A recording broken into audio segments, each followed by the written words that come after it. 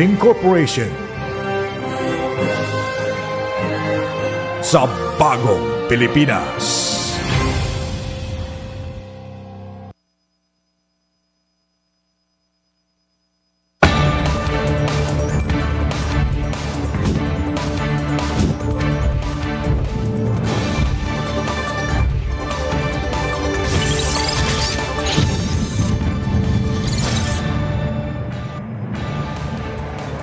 Magandang hapon. Tutok na sa mga balitang mahalaga, sigurado at totoo. Ito ang Tutok 13. Pangulong Marcos Jr. formal nang binuksan ng 48th ASEAN Summit. Kahalagahan ng pagtugon ng ASEAN state leaders sa epekto ng Middle East crisis, binigyang diin ng Pangulo. Panibagong dagdag bawas presyo sa langis, asahan sa susunod na linggo. Umano'y vote buying ni Representative Leandro Leviste noong nakarang eleksyon, iniimbestigahan na ng COMELEC. Tropical storm na may international name na hagupit, mas lumakas pa. Probinsya ng Albay naghahanda na sa posibleng lahar flow sa Bulkang Mayon. At bansang Italy may alok na trabaho sa libu-libong Filipino nurses.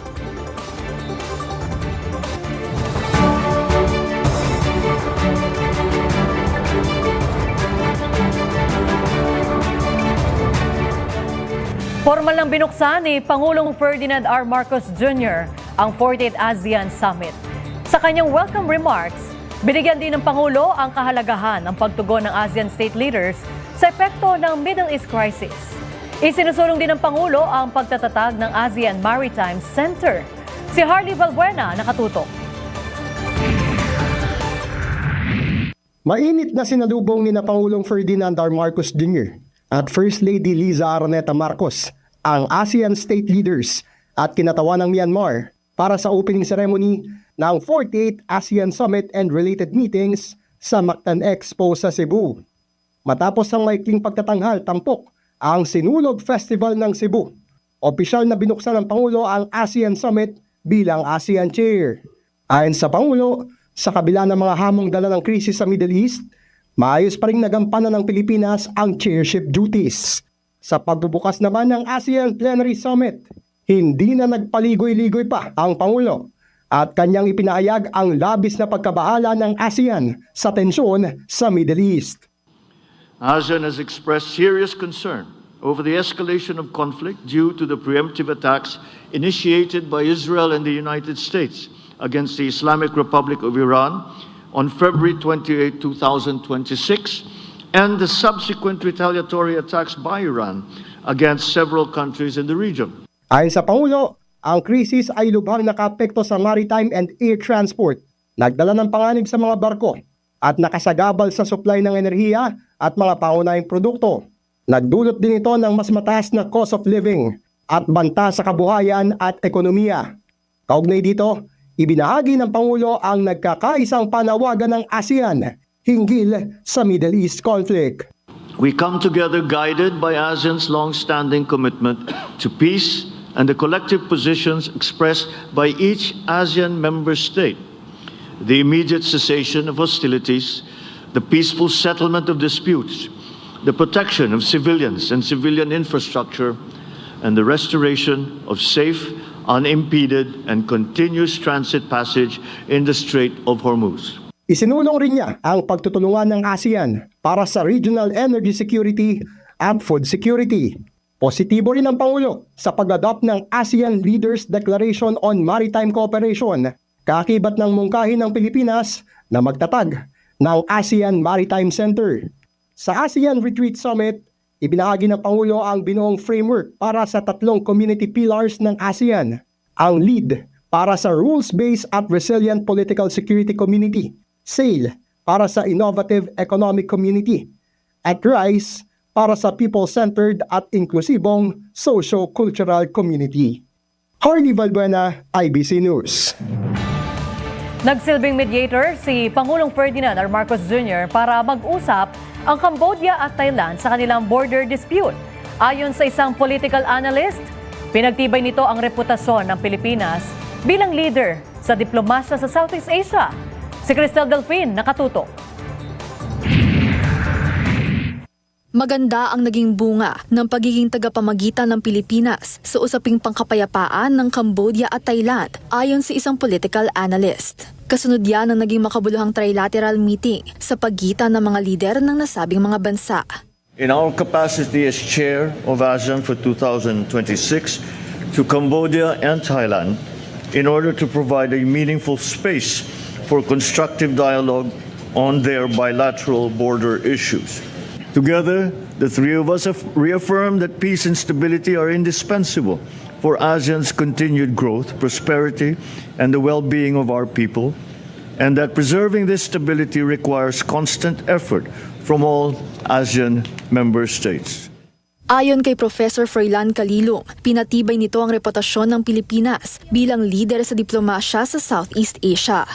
I think this provided a very important constructive space, especially because we allowed ourselves to be, or the Philippines allowed itself to be a conduit ay magkaroon ng tapat at bukas na dialogo, which shows our readiness to become a mediator, and it shows our dedication to the principles of ASEAN. Dagdag pa niya, makatutulong din ito sa economic at commercial relations, lalo na sa paghihikayat ng investors na mamuhunan sa bansa.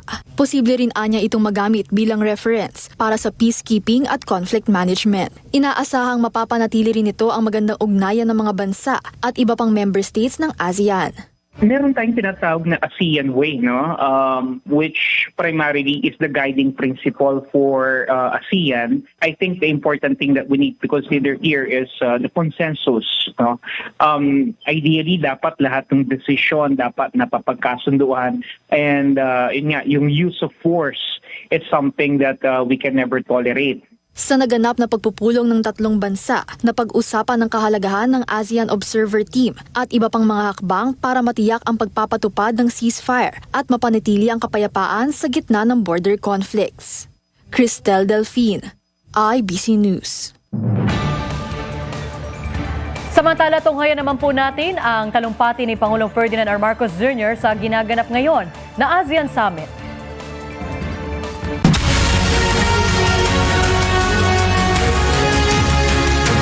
Filipino people, let me begin here by thanking the members of the press for joining us here in Cebu. On behalf of the Filipino people, ASEAN Summit and related meetings. By thanking the members of the press for joining us here in Cebu for the 14th stories that matter to families and related meetings.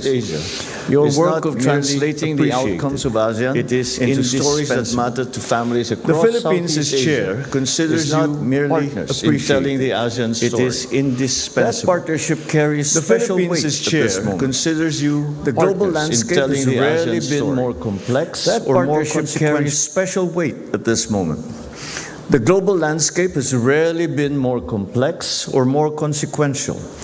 In the past 2 months alone, rising oil prices driven up by the Middle East conflict have pushed up the cost of basic goods and placed ASEAN nationals in harm's way around the world. It is precisely against this backdrop that the 48th ASEAN Summit convened, and that ASEAN's unity and centrality matters most, especially in such times. Yesterday, the Philippines hosted a special summit of the Brunei, Indonesia, Malaysia, Philippines, East ASEAN Growth Area, we refer to as BIMP-IAGA. Leaders adopted the BIMP-IAGA Vision 2035, setting a 10-year agenda across connectivity, food, energy security, digital transformation, and sustainable development. We also discussed concrete fuel and food arrangements and initiatives to advance renewable energy across our sub-region. Today, ASEAN leaders convened here in Cebu for the summit proper. As chair, the Philippines advanced 3 urgent interrelated priorities. Number 1, regional energy security and resilience. Leaders agreed on the importance of stable and reliable energy supply chains, greater energy interconnectivity, and accelerated diversification towards renewable and alternative sources, aligned with our long-term climate commitments and designed to reduce dependence on volatile external markets. Now, two concrete steps stand out. First, we called for the expedited ratification of the ASEAN Framework Agreement on Petroleum Security, or APSA, which ensures mutual support amongst member states during supply shortages. Second, we pushed for the operationalization of the ASEAN power grid, connecting the electricity networks of all 11 member states to enable cross-border power integration and deliver more affordable electricity to nearly 700 million people. The next main subject that we tackled was food security. Rising prices, disrupted shipping routes, and soaring fertilizer costs are squeezing families across the region. Leaders agreed to keep essential goods moving, maintain open and predictable markets, and strengthen intra-ASEAN trade, and reinforce regional food security mechanisms. This means building more resilient supply chains, supporting agri-MSMEs and smallholder farmers, promoting climate-smart agriculture, and reinforcing ASEAN-led food reserve systems.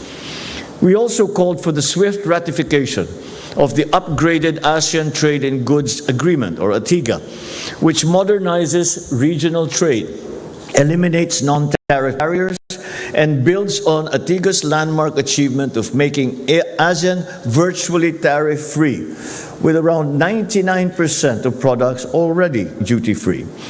Critically, its crisis provisions ensure that essential goods continue to flow during emergencies. And the third main topic was the safety of ASEAN nationals abroad. For the Philippines, this remains a deeply important priority. Millions of Filipinos live and work overseas in shipping, in healthcare, construction, and other sectors vulnerable to global disruptions. ASEAN agreed to work more closely together through faster coordination, accelerated information sharing, stronger cooperation with host governments, and timely support for those ASEAN nationals who may need urgent assistance, evacuation, and/or repatriation. Across all of these three priorities, ASEAN agreed that our response must remain people-centered. We also recognize the role of innovation. AI and digital tools can sharpen energy forecasting, food system monitoring, and special protection delivery, provided they remain anchored in human judgment, accountability, and in global standards. At the plenary session earlier today, we welcomed the support of the Asian Development Bank, President Masato Kanda, for ASEAN, including through programs in regional connectivity, capital markets, AI readiness, energy security, food security, the blue economy, social protection, and health. We look forward to enhancing our cooperation with ADB through its planned support for major ASEAN initiatives, such as the ASEAN Power Grid, ASEAN Capital Markets Initiative, AI Readiness, Blue Economy, and Resilient Rivers.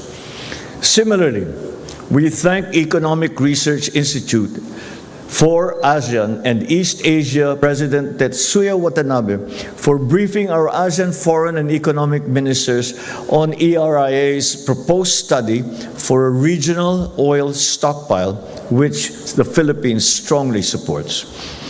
The follow-through of this study into concrete policy recommendations will provide us another opportunity to strengthen the region's shared energy security. In view of the above, we issued the ASEAN Leaders' Collective Response on the situation crisis, which outlines for a coordinated regional response to future crises. On the situation and sets the foundations was the adoption of the Cebu Protocol to amend the Charter of the Association of Southeast Asian Nations. Was the adoption of the first amendment to the amendment Charter of the Association of Southeast Asian Nations. It's an important milestone. This marks the first amendment to the Amendment Charter integration into ASEAN, but also for ASEAN's continuing evolution as a stronger and more inclusive regional community. But also for ASEAN's continuing evolution as a extensive work and progress across the political security, economic, and socio-cultural the extensive work and progress as we began across the political security implementation economic of the ASEAN socio-cultural community 2045 as we began which sets the direction for ASEAN for the next 2 ASEAN decades community vision as an epicenter of growth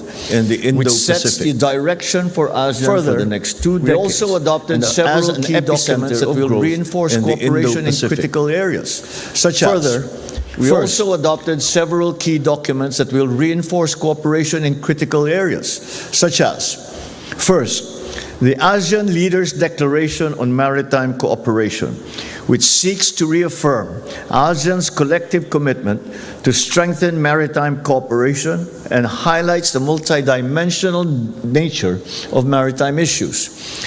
The declaration also includes the proposal for the establishment of an ASEAN Maritime Center in the Philippines. Second, the ASEAN Declaration on the Empowerment of Youth in Climate Action and Disaster Resilience. This recognizes that young people of how we prepare for climate risk and disasters, as this is the future that they will inherit. And third, the ASEAN Leaders' Statement on ASEAN Convergence on Disaster Response, the ASEAN Strategic Protocol for Emergency and Comprehensive Transformation, or ASPECT framework. It bolsters regional coordination during emergencies. And just at the retreat that we just finished, we had a candid exchange of views on regional and international issues, particularly ASEAN's capacity to manage and mitigate the impacts of oil supply disruptions and price volatility, as well as the lessons learned from the recent crisis. Our discussions made clear that ASEAN should not just react to crises. We must anticipate, prepare, coordinate, and act together. We must maximize existing ASEAN-led mechanisms.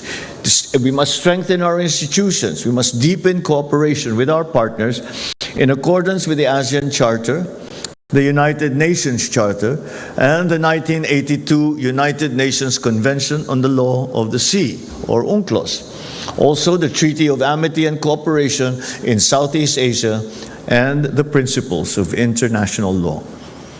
Today, we made important progress in bringing ASEAN leaders together as the world confronts profound global uncertainty and economic volatility. But of course, the work is far from over. So in the days ahead, we will continue with our incessant pursuit of improving the lives of ASEAN families and chart a future that is peaceful, prosperous, and people-centered. The Philippines, as chair, extends its appreciation to all ASEAN member states for their trust, their support, and their very constructive participation. We also thank the ASEAN Secretariat, our partners, and all those who have worked tirelessly to ensure the success of the 48th ASEAN Summit and related meetings. The full chair's statement and outcome documents following the discussions during the summit will be made available, the official channel of the ASEAN 2026 Philippines Chairship, Department of Foreign Affairs, and of ASEAN. Thank you. Maraming salamat po. Now, I will open the floor to some questions. Thank you, Your Excellency. Mr. President, we received questions in advance of this press conference, so we will call those who submitted the questions first, and if we have time, we'll open the floor for some more questions. So the first question will come from Wang Zheng of CCTV.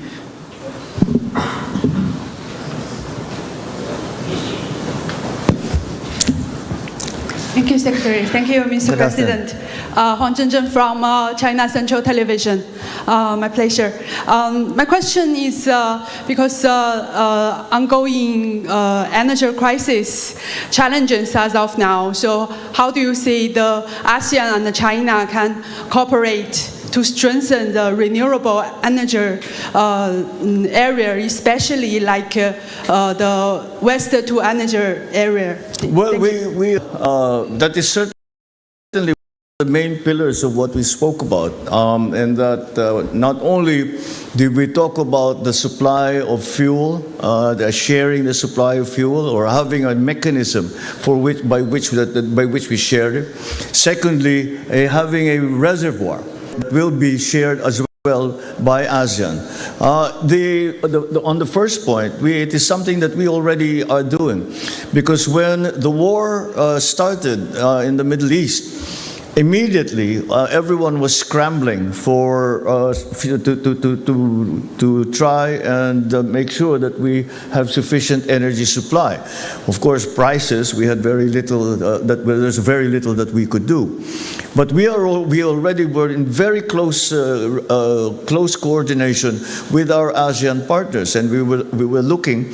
We were discussing together where, how, what can we do to help one another.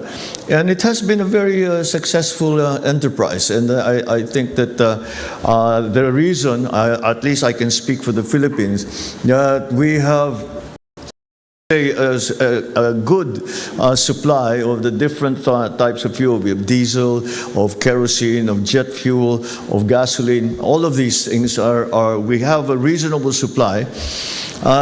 Is because of the assistance and the cooperation of our partners in ASEAN, and of course in other countries as well.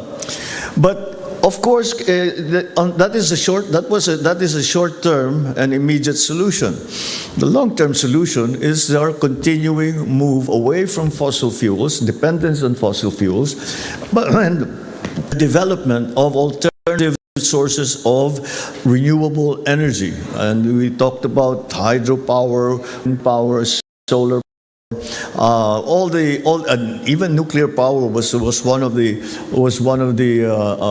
solutions that's being spoken about. So ADB, to their credit, has been very supportive of that effort, and they have actually earmarked some funds specifically for the development of renewable energy. And it is something that certainly at least the Philippines will, and ASEAN, and I'm sure the rest of the ASEAN nations will be availing of. So yes, a very, very important part of our discussions. Thank you, Mr. President. The next question is from Yang Fang Zhu of Phoenix TV. Good afternoon, Mr. President. Good afternoon. This is in relation to the ASEAN Maritime Center. At the time when the South China Sea remains a fairly sensitive issue, how do you see this initiative, further reinforcing ASEAN centrality while at the same time promoting trust, dialogue, and constructive engagement with China? Well, I suppose as the situation in the South China Sea becomes more, shall we say, unreadable, this becomes more important, that there will be a central repository for maritime issues and maritime policy that will apply to ASEAN members. What we are looking for, or what is the ultimate reason for having this maritime center, is not to confront or not to somehow push back on any single force or any single country. It has to be seen from this perspective. What we are working for is the continued freedom of navigation and the peaceful navigation in South China Sea. As we all know, a large percentage of world trade goes through the South China Sea. And as has been demonstrated by the closure of the Strait of Hormuz, the Strait of Hormuz is 20% of the entire oil supply of the world, and we are all very aware of the effects of that. But such a thing would happen in the South China Sea, the inevitable consequences would be are alarming just to even think about. And so that is the point of that maritime center. And so that and then of course there is the attendant issues of assistance, of making sure that our waters are safe, that our territories are well respected, and that UNCLOS is the single most important guide and principle that we adhere to, and that is the function as we see it that the Maritime Center will perform. And I'm very optimistic that it will in fact be established. And the discussions that we had were progressed very, very quickly. There was a very wide consensus amongst members that of the things that need to be done and how we need to do it. So since we proposed the idea, we are offering the Philippines to be the home of that center. Thank you, sir. Thank you. Thank you, Mr. President. The next question from Jonah Gilagon of Asahi Shinbun. Good afternoon, sir. Oh, good afternoon. I have a series of questions about Myanmar. The foreign ministers are set to hold a virtual meeting with their Myanmar counterpart. Was it the leaders who gave this instruction to the foreign ministers? Do the leaders also agree that meeting the Myanmar foreign minister is an appropriate or a necessary step to take at this time? Could you explain, the rationale behind it? Additionally, is this virtual meeting with Myanmar a step toward the normalization of the status of Myanmar in ASEAN? And is it a recognition of the new government of Myanmar?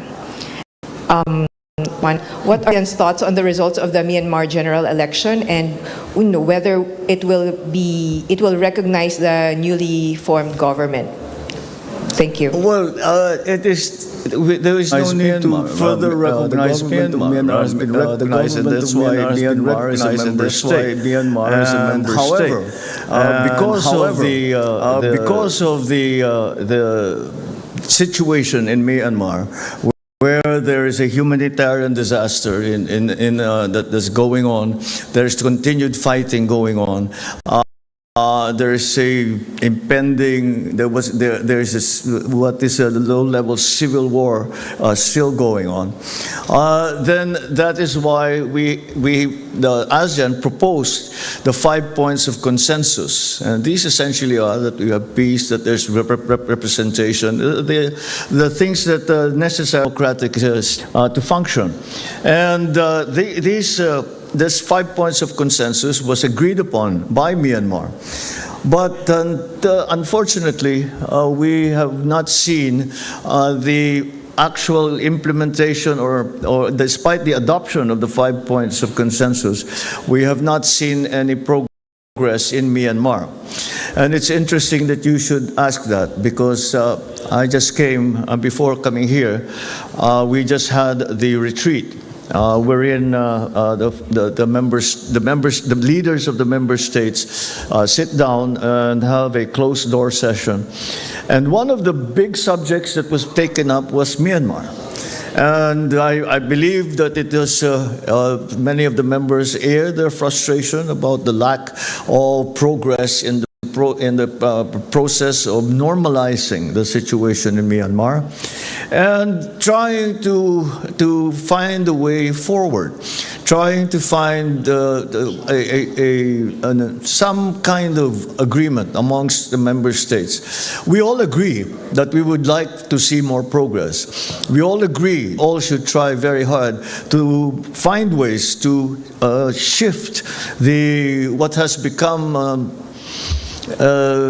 moribund process right now. It is not moving, and certainly, although we will not abandon any of the main principles by which by which ASEAN operates, such as the respect for human rights, the rule of law, And in the specific case of Myanmar, on the 5 points, there was the beginnings amongst in that discussion. It was a very, very vibrant discussion, and very in some cases, at some points, emotional discussion, because as I said during the retreat, and I don't think I'm betraying any confidence when I say this, that we have to do something, because Myanmar is not merely a trade partner. Myanmar is not merely a friend to ASEAN. Myanmar is part of the ASEAN family, and it is a tragedy when a family member is left out of the family for whatever reason. And so there was I think a tacit agreement that we need to do more. We need to find what those things. We need to find other ways to move the process forward. What those other ways are is something that we now will have to go away and think about. And we agreed that our foreign ministers, our foreign secretary, would that first of all that the leaders would try to find any ideas, because as we were sitting there, we said, we don't have the answers here. These things will not be decided now, but we will go away and try and find, maybe think about what can be done to improve the process, and to start to see some progress in that process of normalizing, once again, normalizing the situation in Myanmar. So it's still a thorny problem, for which we cannot say that there are obvious solutions. But there has been a nano shift, perhaps, in the approach to the situation in Myanmar. There are no definitive answers as yet, but we are certainly going to work on it very, very hard.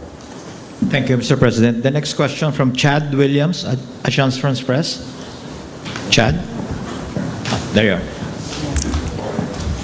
You basically pretty thoroughly answered my questions just now, Mr. President. It's pretty clear there's a divide, though, and I'm wondering what the main role the Philippines as chair can play in bridging the divide, these different opinions about how best to eventually reintegrate Myanmar. I know Thailand is pushing hard for it. They've got border issues and any other number of reasons to do so. Malaysia just yesterday said that Myanmar has not done nearly enough to earn high-level talks. So yeah, I'm just wondering what you think, especially from the Myanmar perspective, what's the baseline concession they need to be offering to get the ball rolling?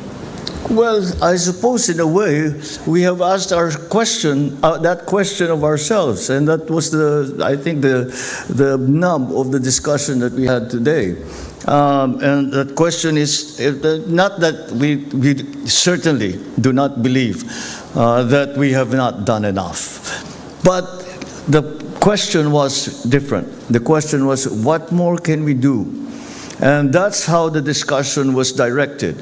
And what more can we do? Because it's not moving forward. And ASEAN has taken a position, and I think it is a correct one. And we still hope that that position will be consistent to whatever agreements we come to with Myanmar. And so it's become very, very important that there certainly is some frustration within the member states that we have to find not necessarily a better way. I'm not talking about some paradigm shift where we abandon our old our principles that we have lived by. When it comes to this, we don't abandon ASEAN centrality. We do not abandon the respect for human rights. We do not abandon the humanitarian disaster, the concern for humanitarian disaster. But we can't. It is certainly frustrating for the member states that the process has not moved, or if it has moved very little, certainly not as much as we had hoped it would have by this time. So again, as my answer was to the previous question, we have all decided, because ASEAN had a very clear position, and which I'm sure you're familiar with, and we have stayed with that position.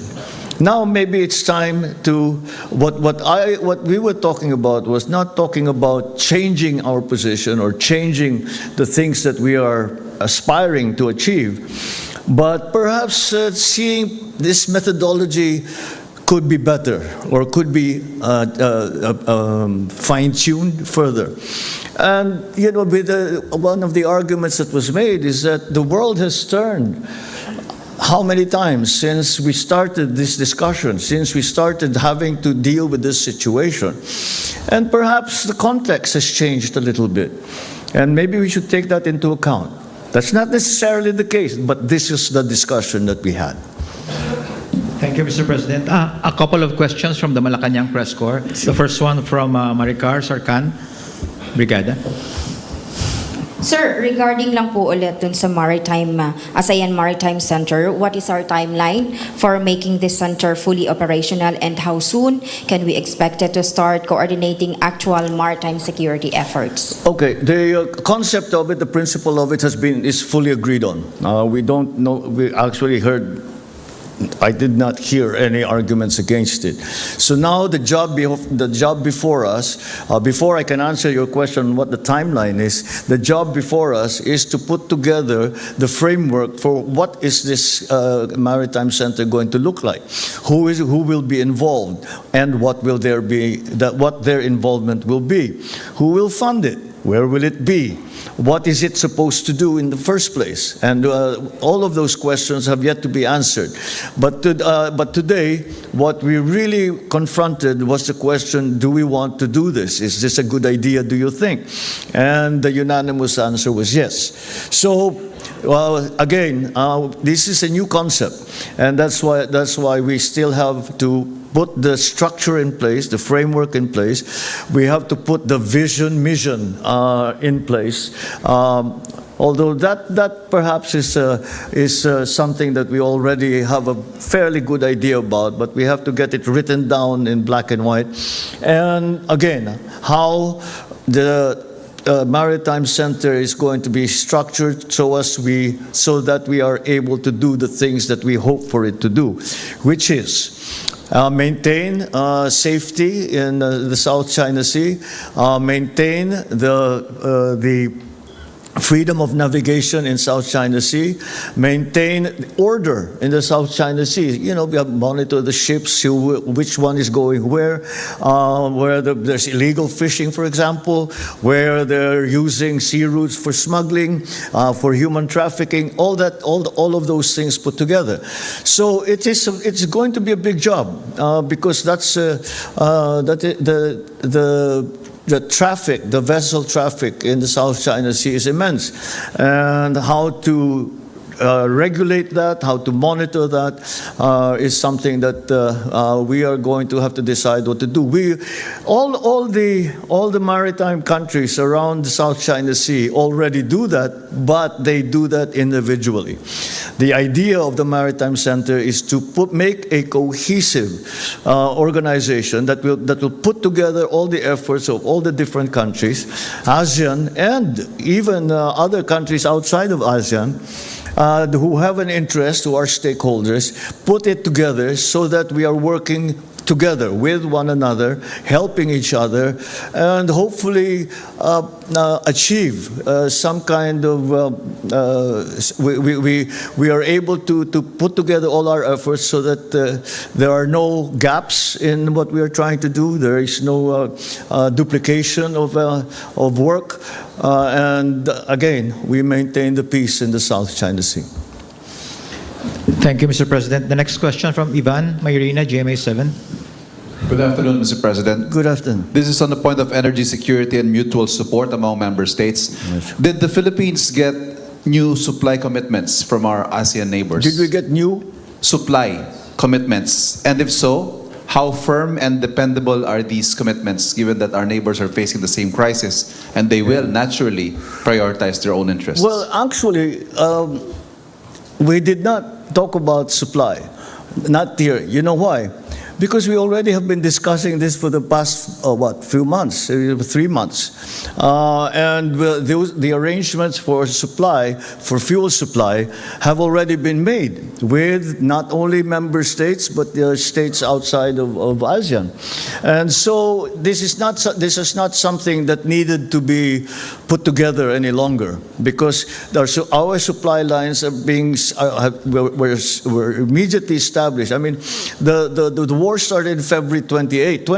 February, by the next day, this government, at least, was already in contact with all our suppliers, and beyond that, we were also looking for other suppliers, so what we can refer to as non-traditional suppliers, all the way out to Africa, to Latin America, who before we did not really get a supply from. So no, it wasn't discussed, because we have already made.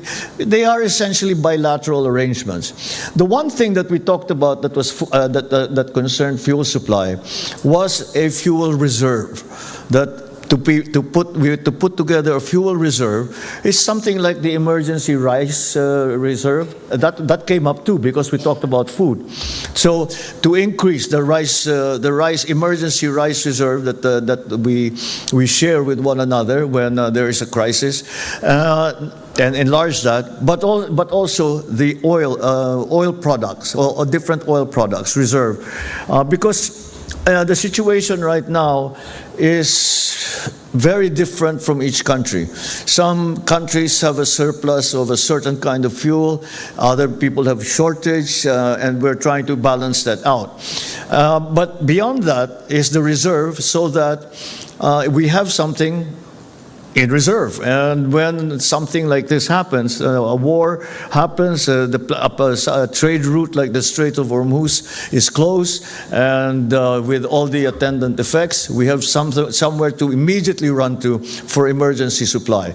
That's more what we discussed, rather than arrangements to, it's left to individual countries to make their own arrangements on how to gain supply, because we are all in a different situation. Like for example, in the Philippines, the number one important fuel is diesel. But other countries, what they are struggling with is jet fuel. With other countries, it's gasoline. With other countries, it's gas.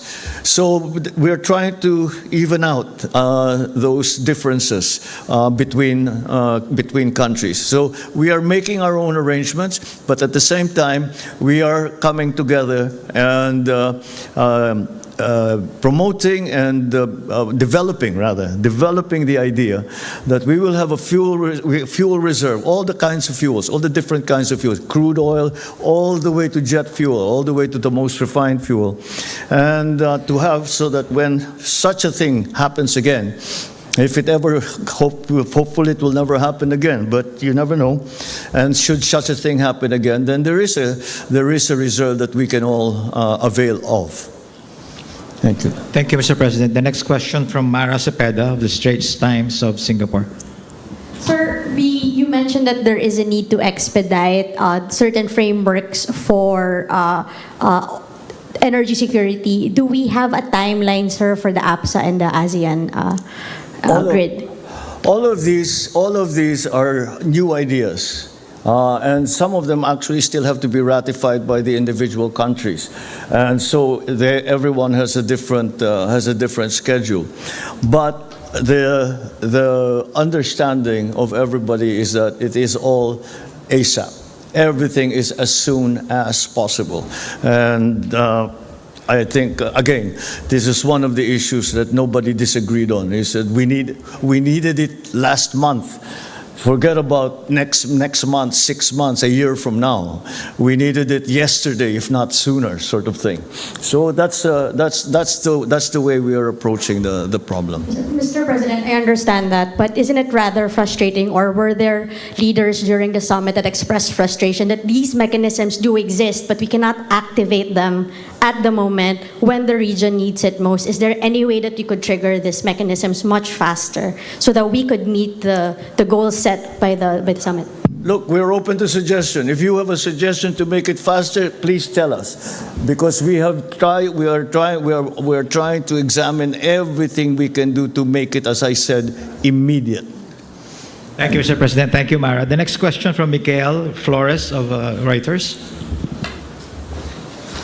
So, good afternoon, Mr. President. Good afternoon. Yeah, just to clarify, everyone agrees that there is an urgent need to address the fuel supply problems given the Middle East crisis, but the leaders have not yet agreed as to how to operationalize. No, we have agreed. Oh well, the mechanics of it, the idea, the principle of it was immediately unanimously agreed upon. But it's how do we do it? Well, let's talk about this fuel reserve. Is it going to be in one single place? Is it going to be scattered to the whole of ASEAN? There's like the Maritime Center. Where are we going to put it? What is it supposed to do?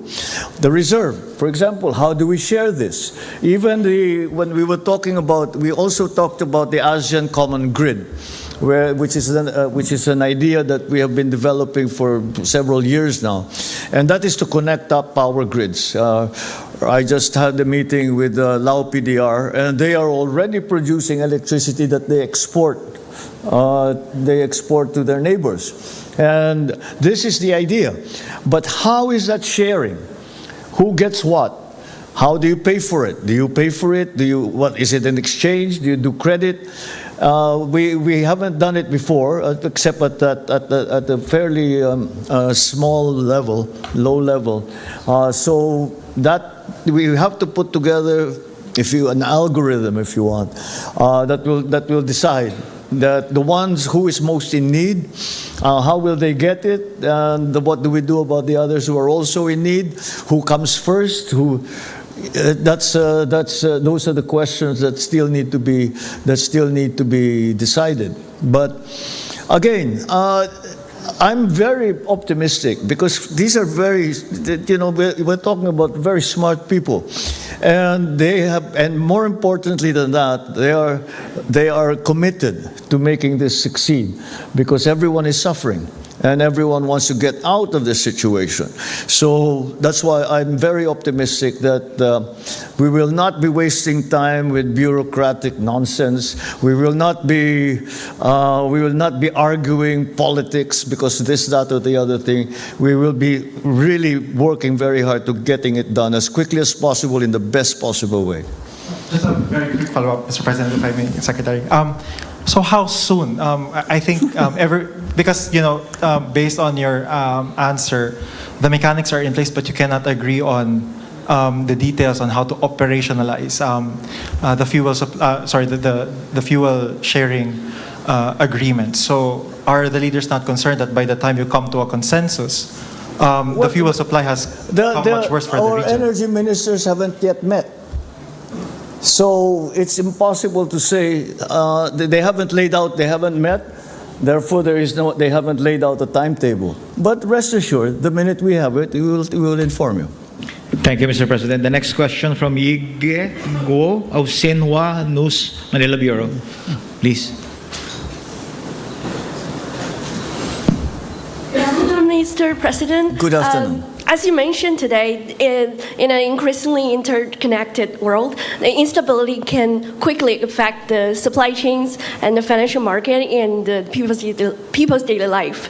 So how important do you think the economic cooperation between China and ASEAN in maintaining the regional growth and the supply chain's resilience? And which areas do you think hold the most potential in the future cooperation? Thank you. Well, the basic fundamental foundation of any of those, to get the answer to any of those questions, will come from the finalization of a COC, a code of conduct. We cannot institutionalize any of those things until the code of conduct is finalized. The code of conduct between ASEAN and the People's Republic. So that, again, that is one of our aspirations in, as chair of ASEAN for 2026, that we find at the end of the year that we actually have a code of conduct. Now, how optimistic or pessimistic I am, I don't want to say. It's a very difficult question. You know, well, for one thing, ASEAN, the ASEAN member states are all different, have a different approach when it comes to the People's Republic, when it comes to Beijing. So that we have to incorporate all of that into one single document, which is the Code of Conduct. So once we have that, then all those questions will be answered. Thank you, Mr. President. My apologies, ladies and gentlemen. The President, as you know, would need to go to a gala dinner tonight. So we'll be down to just 3 questions, Mr. President, if you're okay. The last 3 questions. The dinner's at 6, by the way. But no, last 3 questions. All right. So the next question will come from Kit Leong of Cannes. Yes, Kit. Good evening, Mr. President. Mr. President, earlier you mentioned that there was a nano shift seen in Myanmar. Can I get you to elaborate on that? And also, what is Myanmar's response to ASEAN's request to meet Daw Aung San Suu Kyi? And would eventual access to her shape the overall decisions ASEAN has on Myanmar? Thank you. Well, that is one of the main aspects of it. Is how the status and the treatment of the lady, as she has come to be called. But in Myanmar, I wouldn't even go so far as to call it a shift. I think it is more a recognition that we have to find other ways or something to move the thing forward. And we were talking about, I said, you know, in negotiations, sometimes when you move the parameters 1 millimeter, it makes all the difference. So we're still we're asking all the member states, all the leaders and their ministries, what that millimeter shift could possibly be. And I think everyone is very enthusiastic to come up with their own ideas. And that is what we ended with. We said, let's share our ideas and let our foreign ministers talk about it. And then we will see what of those ideas are actually actionable, are actually going to be effective, and we will try them. And that was the conclusion that we came to during this last retreat. Sorry, Mr. President. Sorry, just a follow-up. What about Myanmar's response to ASEAN's request to meet Daw Aung San Suu Kyi? I'm sorry, what? What is Myanmar's response to ASEAN's request for the envoy to meet Daw Aung San Suu Kyi? We didn't move on that. That is one of the main aspects of our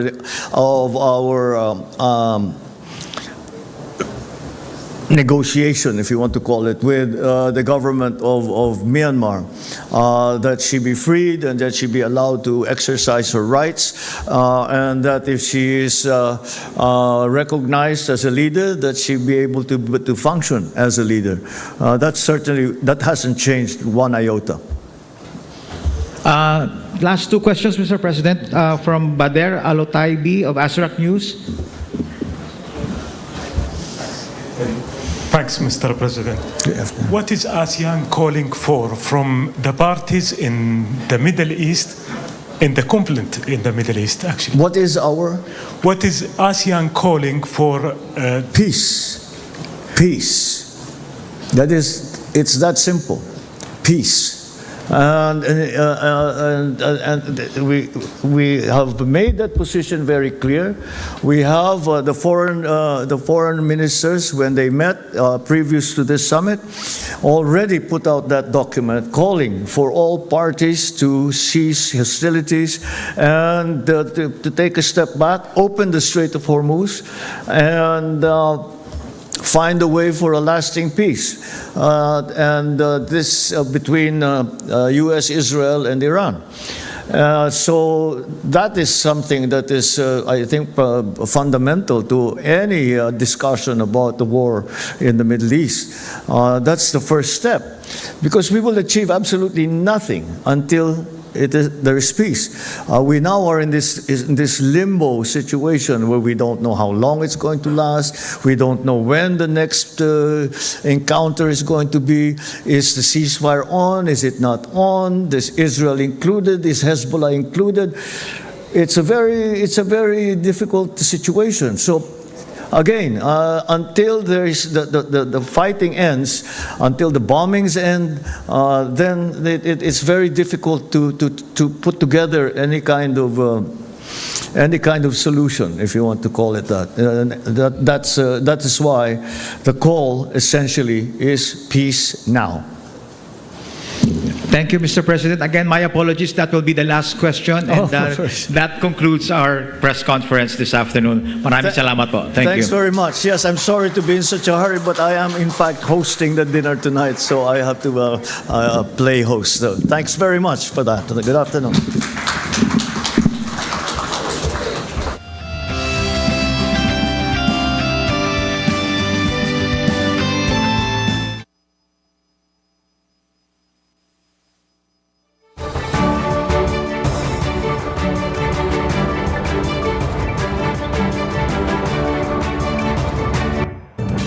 Ang inyo pong napanood ay ang press conference ni Pangulong Ferdinand R. Marcos Jr. kaugnay sa hosting ng bansa para sa 40th ASEAN Summit and related meetings sa Cebu. Abiso naman sa mga motorista, nakaamba ang panibagong dagdag bawas presyo sa langis sa susunod na linggo. Inaasahan ng rollback sa diesel at kerosene. Ayon sa Department of Energy, malaki ang tsansa na umabot ng 9 pesos kada litro ang bawas sa diesel, habang 12 pesos naman kada litro ang tapyas sa kerosene. Pero ang gasolina, namumurong madagdagan ng piso kada litro. Ayon sa ahensya, ang dagdag bawas na ito ay nakabatay sa kasalukuyang galaw ng presyo sa pandaigdigang merkado. Samantala, nasa 250 na kongresista umano ang sureball na boboto para ma-impeach si Vice President Sara Duterte, ayon sa isang kongresista. Gate naman ng isang eksperto, sakaling lumusot sa Kamara, yamado pa rin ang bise sa Senado. Pero dagdag niya, taong bayan pa rin ang magdidikta. Si Earl Tobias, nakatutok. Nasa plenaryo na ng Kamara ang bola para sa botohan sa impeachment case laban kay Vice President Sara Duterte. Una nang sinabi ni Public Accounts Committee Chairperson Terry Ridon na 215 votes na ang sureball na susuporta sa reklamo. Kapag nangyari yan, ito na ang ikalawang beses na may impeach si VP Sara sa Kamara. Siya po yung nag-iisa, bukod tangi na impeachable official na may impeach po ng Kongreso. Sa bawat balita, may koneksyon. Hindi lang sa bawat issue, Kongreso, kundi may kwento. At sa bawat Pilipino, may epekto. Ito ang Balitang Konektodo.